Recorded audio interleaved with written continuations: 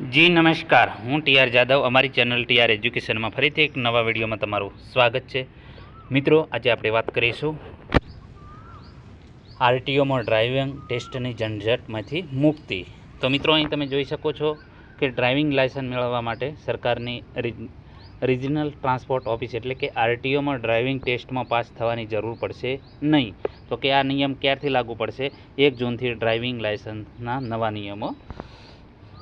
તો અહીં ડિટેલમાં વાત કરીશું. તો સરકાર દ્વારા સ્વચ્છ પર્યાવરણની જાળવણી પર ફોકસ. નવા નિયમો મુજબ પ્રદૂષણ ઘટાડવા પગલાં લેવામાં આવશે. કાર ડ્રાઇવિંગના શોખીનો અને વાહન વ્યવહારો માટે રાહતના સમાચાર આવી રહ્યા છે કે કાર કે અન્ય કોઈ પણ વાહનનું ડ્રાઇવિંગ લાયસન્સ લેવા માટે આરટીઓમાં ડ્રાઇવિંગ ટેસ્ટ આપવાની ઝંઝટ રહેશે નહીં. લોકોએ હવે ડ્રાઇવિંગ લાયસન્સ મેળવવા માટે સરકારની જે આરટીઓ ઓફિસ છે એમાં ડ્રાઇવિંગ ટેસ્ટ આપવાની અને તેમાં પાસ થવાની જરૂર રહેશે નહીં. કેન્દ્રના રોડ ટ્રાન્સપોર્ટ અને હાઇવે મંત્રાલય દ્વારા ભારતમાં ડ્રાઇવિંગ લાયસન્સ મેળવવા માટે નવા નિયમો જાહેર કરવામાં આવે છે, જેના 1 જૂન 2024થી અમલ કરવામાં આવશે. દરેક વ્યક્તિઓએ હવે સરકાર હસ્તકની આરટીઓને બદલે ખાનગી ડ્રાઇવિંગ ટ્રેનિંગ સેન્ટર્સ ખાતે ડ્રાઇવિંગ ટેસ્ટ આપીને ડ્રાઇવિંગ લાયસન્સ મેળવી શકશે. સરકાર દ્વારા માન્ય આવી ખાનગી સંસ્થાઓમાં ટેસ્ટ તેમજ યોગ્યના માટેના જે લાયસન્સનું સર્ટિફિકેટ આપવાના અધિકારો આપવામાં આવશે. અને સરકાર દ્વારા સ્વચ્છ પર્યાવરણની જાળવણી પર ફોકસ કરવામાં આવ્યું છે, જે નવા નિયમો હેઠળ પ્રદૂષણ ઘટાડવાના પગલાં લેવામાં આવશે. જૂના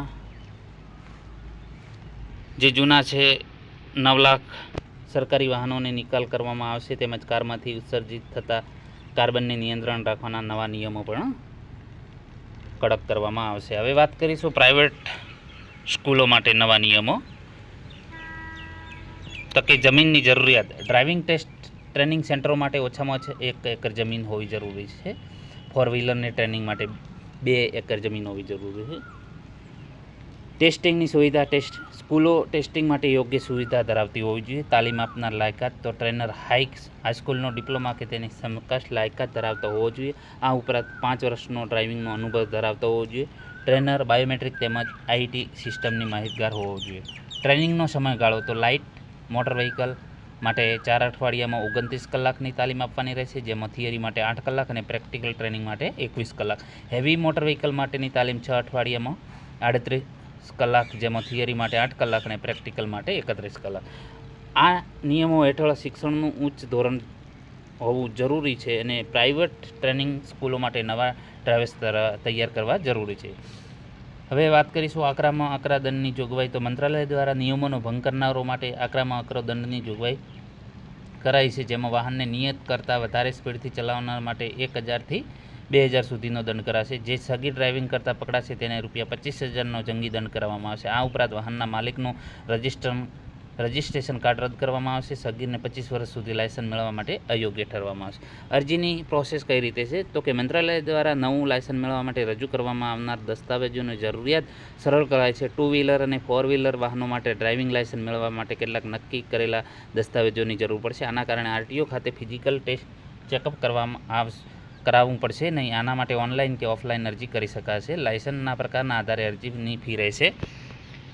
વાત કરીશું લાયસન્સને લગતી ફી અને ચાર્જિસ.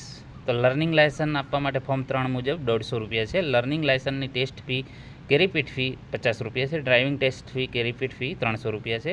ડ્રાઇવિંગ લાયસન્સ આપવાની ફી તો ₹200 છે. ઇન્ટરનેશનલ ડ્રાઇવિંગ પરમિટ આપવા માટે ₹1000 છે. વધારાનું અન્ય વ્હીકલ કે લાયસન્સ માટે ₹500. ડ્રાઇવિંગ લાયસન્સ રિન્યૂ કરવું ₹200. ડ્રાઇવિંગ આપનાર ઓથોરિટીના ઓર્ડર સામે અપીલ નિયમ 29 હેઠળ ₹500. ડ્રાઇવિંગ લાયસન્સનું સરનામું કે અન્ય વિગતો બદલાવવા માટે ₹200. અરજીની પ્રોસેસ કઈ રીતે કરવી છે? તો અરજી કરવાની પ્રોસેસ સામાન્ય રીતે સરખી જ રહેશે, તેમાં કોઈ ફેરફાર કરવા નથી. દરેક વ્યક્તિ ઓનલાઈન કે ઓફલાઈન અરજી કરી શકશે, જેમાં વેબસાઇટ આપેલી છે પરિવહન.gov.in.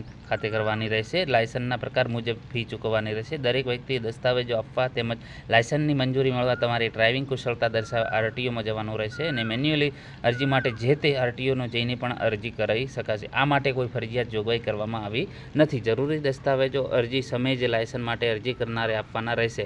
લાયસન્સ ના હોય તો તેની કડક ફી પણ જોગવાઈ કરેલી છે. ગ્રેસ પીરિયડ પછી ડ્રાઇવિંગ લાયસન્સ રિન્યૂ માટે ₹300 તેમજ દર વર્ષે તેના ભંગ દીઠ વધારાની ફી ₹1000 ગ્રેસ પીરિયડ પૂરે થયા પછી. ડ્રાઇવિંગ ઇન્સ્ટ્રક્શન સ્કૂલો કે સંસ્થાઓ માટે લાયસન્સ રિન્યૂ કરવા કે ડુપ્લિકેટ લાયસન્સ આપવાની ફી 5000 છે. તો મિત્રો રાહતના પણ સમાચાર છે, તમે અહીં જોઈ શકો છો. ડ્રાઇવિંગ માટે આરટીઓમાં હવે જરૂરી નથી. જે ડ્રાઇવિંગ સ્કૂલો છે પ્રાઇવેટ, તો તેમાં પણ તમારું ડ્રાઇવિંગ નીકળી શકશે. જો વિડીયો પસંદ આવે તો લાઇક કરો, શેર કરો અને મિત્રો અમારી ચેનલને સબસ્ક્રાઈબ કરવાનું ન ભૂલતા. Thank you for watching this video.